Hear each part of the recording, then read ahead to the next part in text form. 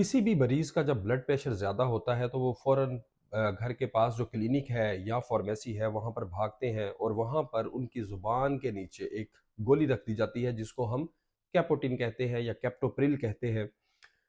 इस गोली के इतने ज़्यादा नुकसान हो सकते हैं कि आप तसव्वुर भी नहीं कर सकते। कभी भी खुद से ज़ुबान के नीचे इस तरह की कोई भी गोली मत रखें। मिसाल के तौर पर अगर आपका ब्लड प्रेशर 160 170 है तो आराम करें, सुकून करें और इस बात की टेंशन ना लें, हॉस्पिटल जाएँ और इस ब्लड प्रेशर को आहिस्ता-आहिस्ता कम करें।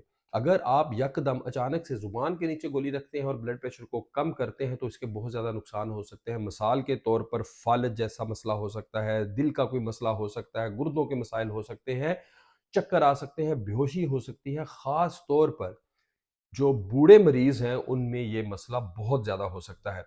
एक और मिसाल आपको देता हूँ कि जिस तरह अगर कोई हामिला ख़तून है तो उसमें तो वैसे ही कैपोटिन नहीं देनी होती।